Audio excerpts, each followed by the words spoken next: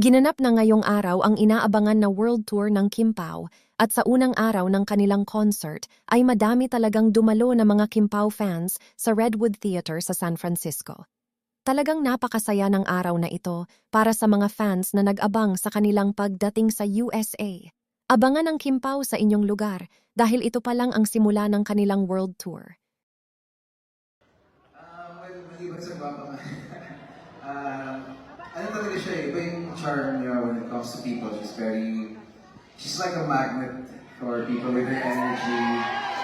Parang siyang magnet talaga. Not just for us in the industry, most especially for people watching her. Especially if you watch her, you see her in person. Namamagnet ka talaga because she always overperforms. Aside from that, aside from she's genuine also.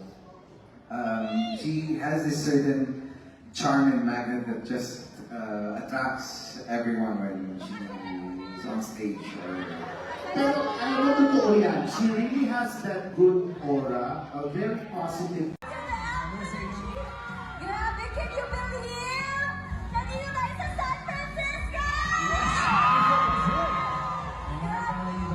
Alam mo, pinag-usama lang namin ni Paul si Airplane. May manunood kaya sa atin.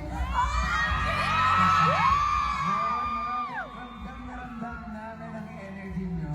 Ibang klase. Yes, alam mo, Pao, bagay na bagay talaga na nandito tayo ngayon. At dito ang first stop ng ating world tour. Yes, pero bakit naman bagay na bagay? Alin tayo? May bagay na bagay na dito tayo nagsimula kasi feel na feel talaga natin na love is in the air. Tama ba?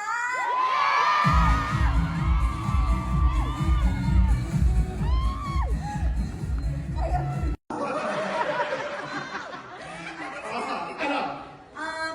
Home Eat out. Ay! Sandali. Sandali, gusto ko yung luto mo.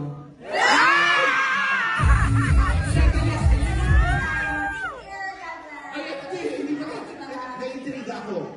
Gustong-gusto ni Pao ang luto mo, Kim. Ang ganun, ano ba niluluto mo kay Pao? Seafood.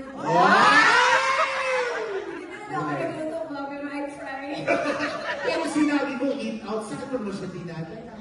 Dinadala niya ako sa Chowking.